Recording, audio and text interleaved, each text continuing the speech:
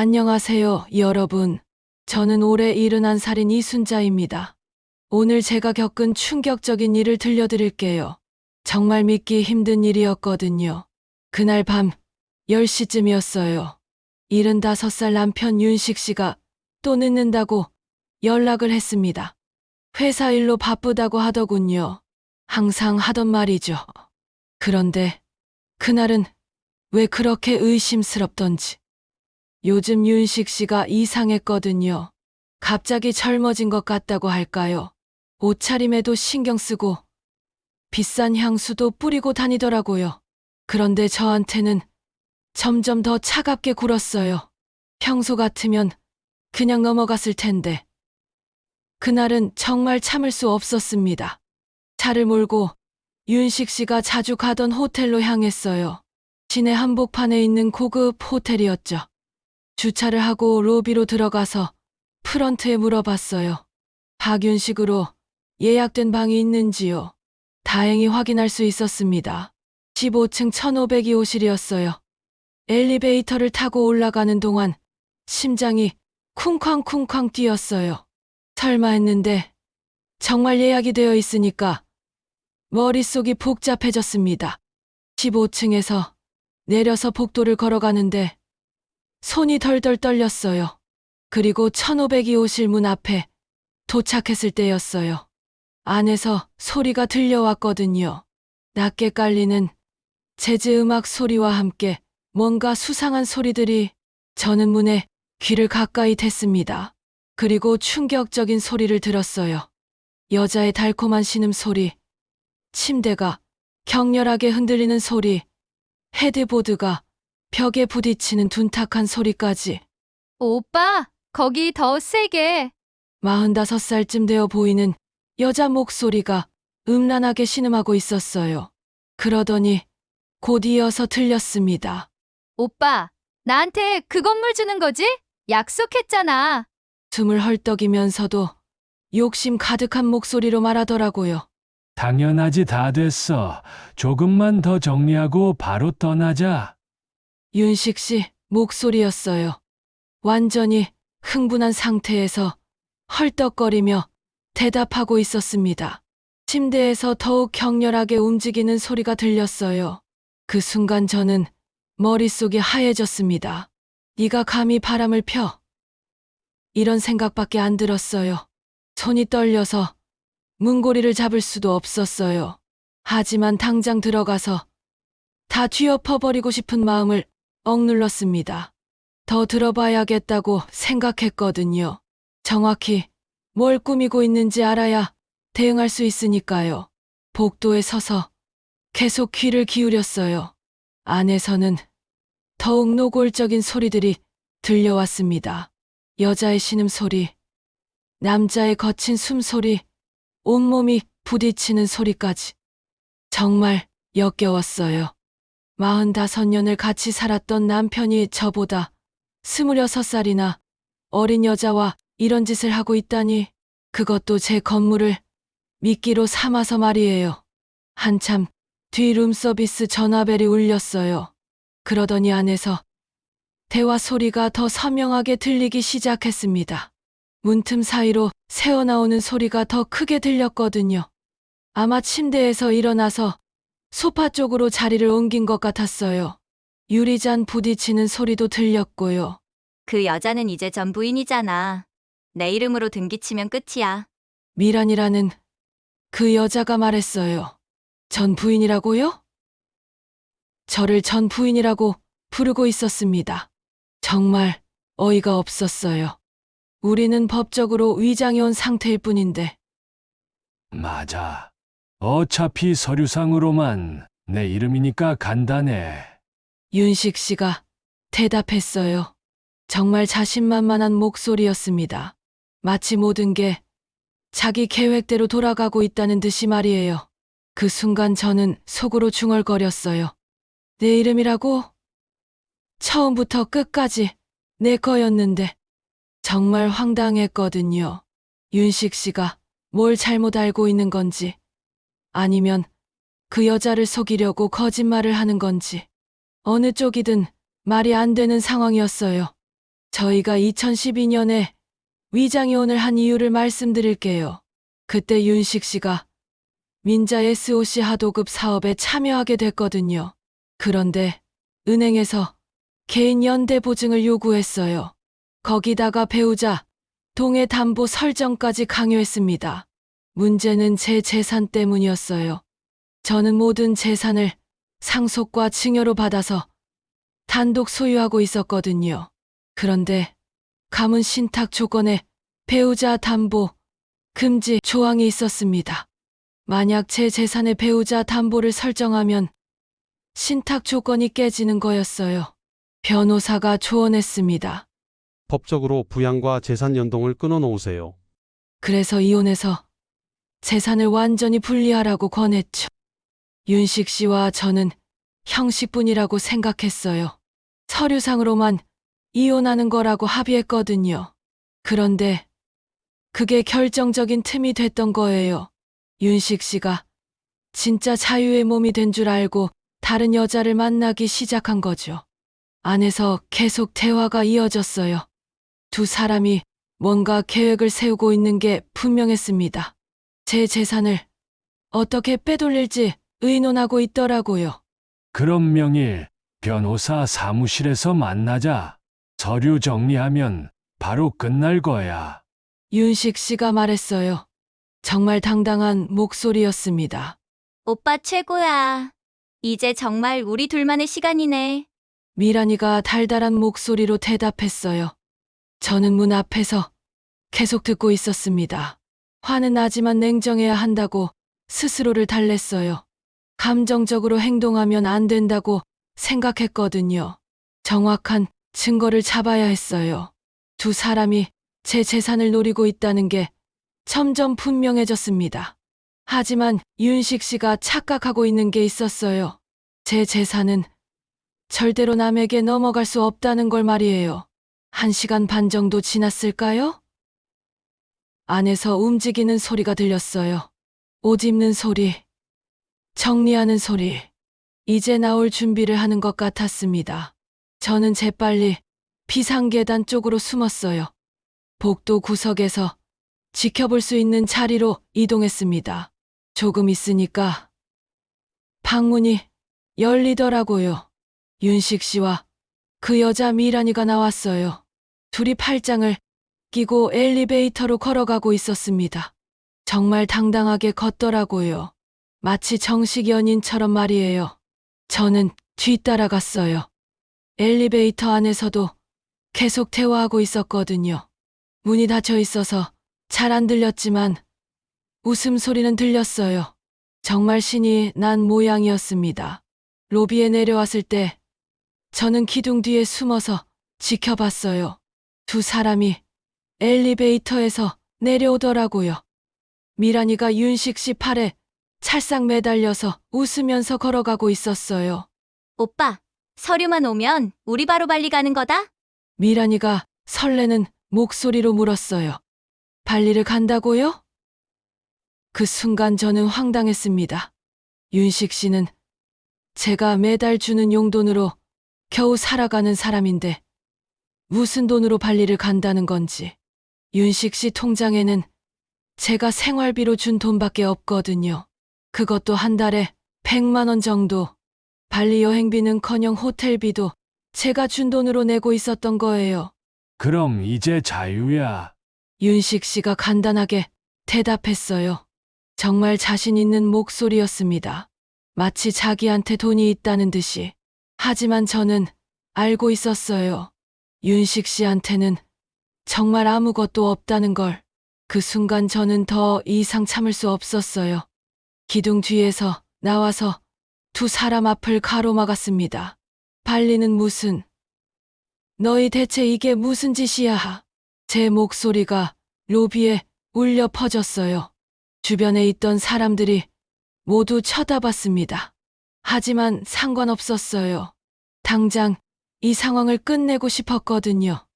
윤식 씨는 깜짝 놀라더라고요. 얼굴이 새하얗게 질렸어요. 그녀는 처음에는 당황했지만 금세 음흉하게 웃더라고요. 아이고, 사모님은 아니죠? 전 부인님, 정말 뻔뻔하게 말하더라고요. 사모님이 아니라 전 부인님이라면서 저를 완전히 무시하는 말투였어요. 마치 자기가 이긴 것처럼 행동하고 있었습니다. 그 순간 정말 화가 머리끝까지 치솟았어요. 저는 두 사람을 똑바로 쳐다보고 말했습니다. 이제 진짜 전쟁이 시작되는구나 싶었어요.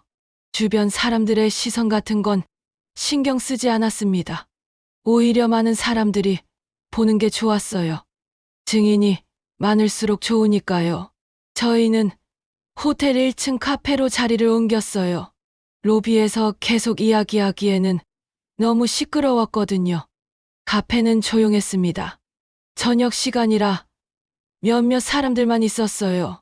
테이블에 앉자마자 미란이가 큰 소리로 말했어요.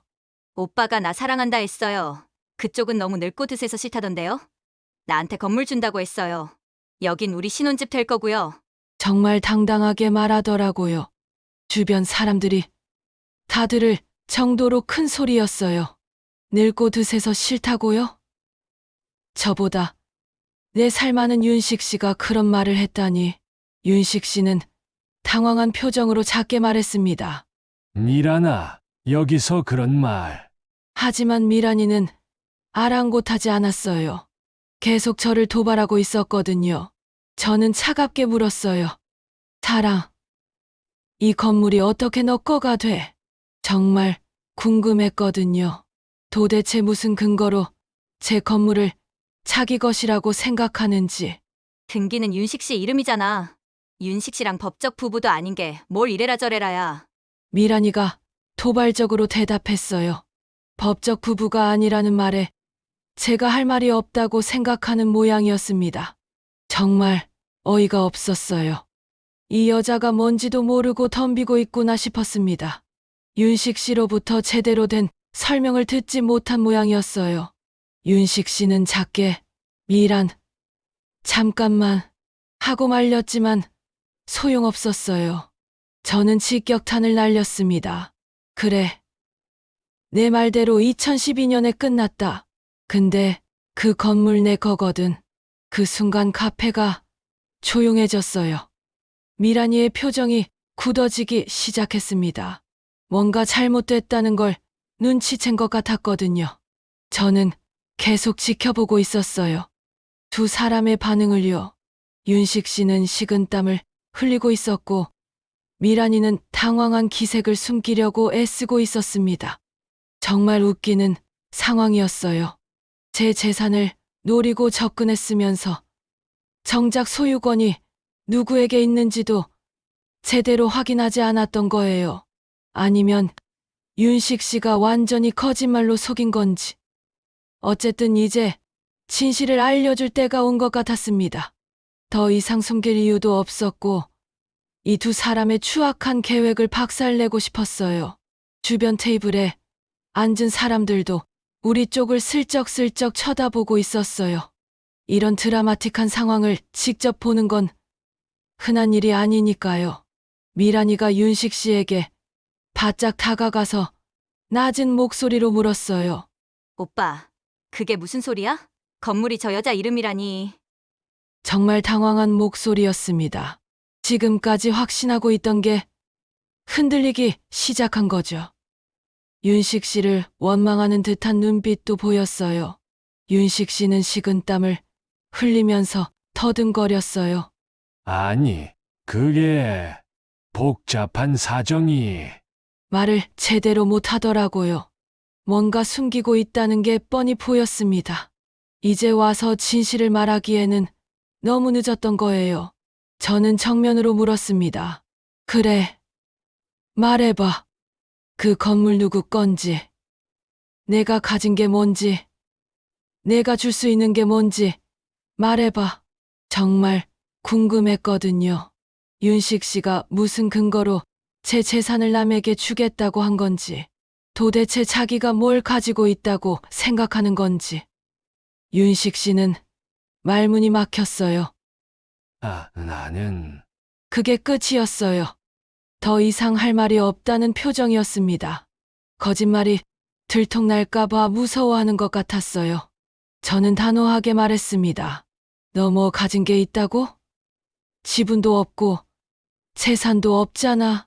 결혼하기 전부터 지금까지 상속받은 것도 증여받은 것도 전부 내 단독 소유야.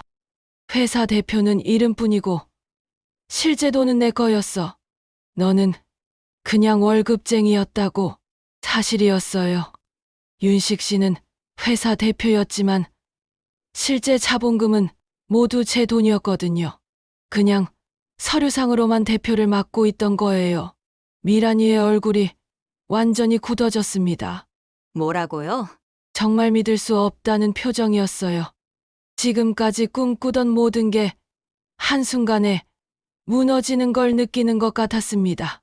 저는 그 모습을 보면서 조금 통쾌했어요.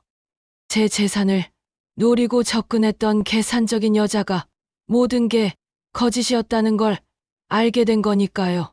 하지만 아직 끝이 아니었어요. 더 확실하게 현실을 알려줄 필요가 있었습니다. 이 두 사람이 얼마나 어리석었는지 똑똑히 보여주고 싶었어요. 윤식 씨는 고개를 푹 숙이고 있었고 미란이는 믿을 수 없다는 표정으로 저를 쳐다보고 있었습니다. 분위기가 완전히 바뀌었어요. 저는 차분한 목소리로 모든 걸 설명해 줬어요. 주변 사람들도 다 들으라는 톤으로 말했습니다. 우리가 2012년에 이혼한 건 진짜 이혼이 아니었어. 은행에서 윤식 씨가 사업할 때 내 재산을 담보로 잡으려고 했는데 우리 집안 신탁 조건상 배우자 담보는 안 되거든. 그래서 서류상으로만 이혼한 거야. 너가 생각하고 있는 윤식 씨 재산이라는 건 전부 내 거야. 회사도 내 돈으로 차린 거고 건물도 내 이름이야. 통장도 내 거고 부동산도 내 거야. 당신이 빼돌릴 수 있는 건 아무것도 없어. 미란이는 완전히 멍한 표정이 됐어요.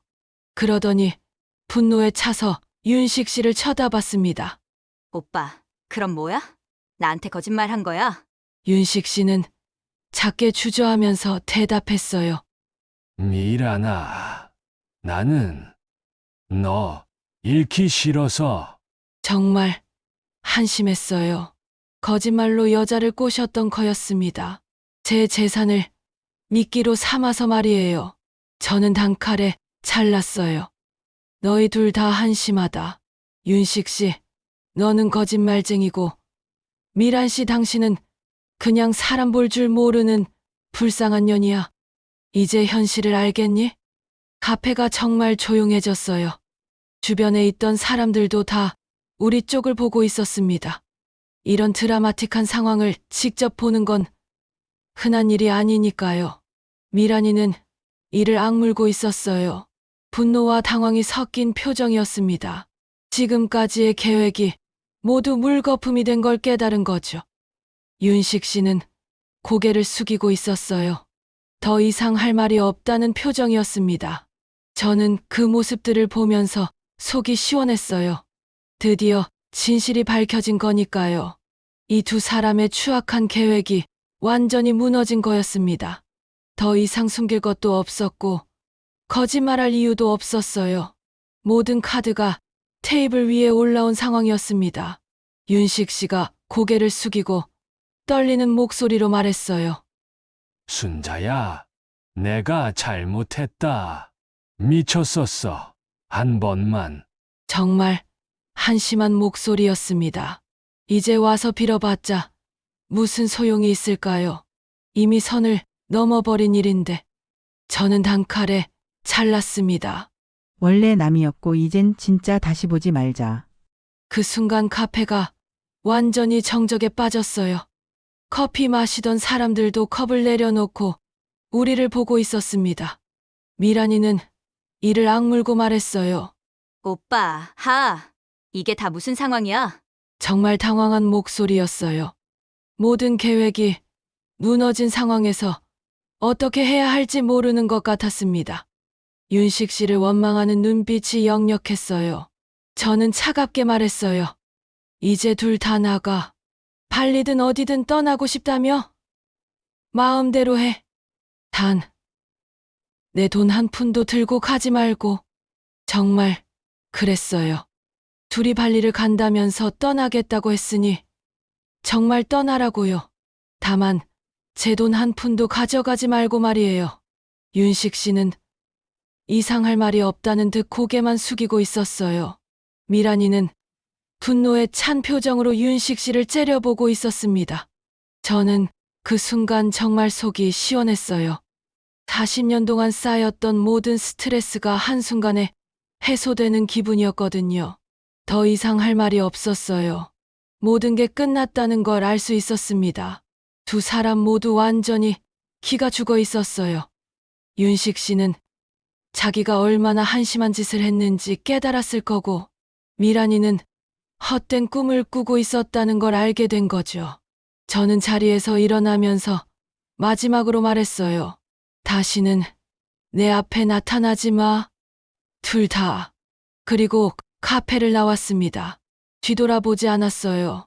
집에 돌아와서 응접실에 앉았어요. 도장함과 서류함을 모두 치워두고 테이블을 깨끗하게 정리했습니다. 창문도 활짝 열어서 바람을 쐬었어요. 정말 시원했습니다. 속이 정말 시원했어요. 그동안 얼마나 답답했는지 몰라요. 윤식 씨가 뭔가 숨기고 있다는 걸 느끼고 있었는데 확실한 증거가 없어서 말하지 못했거든요. 그런데 이번에 확실하게 잡아낸 거예요. 저는 거울을 보면서 웃었어요. 71살의 제 모습이 그렇게 초라해 보이지 않았습니다. 오히려 당당해 보였어요. 이제 진짜 제 노년을 시작할 수 있겠다 싶었어요. 제가 고른 사람들과 제가 고른 일들로 살 수 있게 됐거든요. 돈은 제 손에 있고 마음도 제 편에 있어요. 더 이상 누군가의 거짓말에 속을 필요도 없고 제 재산을 노리는 사람들을 경계할 필요도 없습니다. 윤식 씨는 진짜 아무것도 가진 게 없는 남자였어요. 저와 결혼했을 때부터 지금까지 한 번도 자기 돈으로 산 게 없었거든요. 그런데도 다른 여자한테 제 재산을 주겠다고 약속했던 거예요. 미란이라는 여자도 마찬가지였습니다. 돈만 보고 접근했다가 모든 게 거짓이었다는 걸 알게 된 거죠. 앞으로 윤식 씨를 어떻게 볼까요? 아마 바로 차버릴 거예요. 저는 이제 정말 자유로워졌어요. 그동안 억압됐던 모든 감정들이 해소됐거든요. 며칠 뒤 윤식 씨한테서 연락이 왔어요. 다시 돌아오고 싶다고, 잘못했다고 빌더라고요. 하지만 저는 단호했습니다. 이미 끝난 일이야. 내가 선택한 길이니까 끝까지 가봐. 그렇게 말하고 전화를 끊었어요. 미란이는 어떻게 됐을까요? 들리는 소문으로는 윤식 씨를 차버리고 다른 남자를 찾아 나섰다고 하더라고요. 역시 돈만 보고 접근한 여자답게 말이에요. 저는 이제 진정한 평화를 찾았어요. 제 재산은 제가 지켰고 제 존엄성도 지켰습니다. 선 넘는 사람들은 문 밖까지 배웅해줬어요. 앞으로도 그럴 거고요. 이제 제 남은 인생은 정말 제 것입니다. 제가 원하는 사람들과 제가 원하는 방식으로 살아갈 거예요. 여러분도 만약 이런 상황에 처하신다면 절대 당하고만 있지 마세요. 당당하게 맞서 싸우시길 바랍니다. 내 것은 내가 지켜야 하니까요. 감사합니다.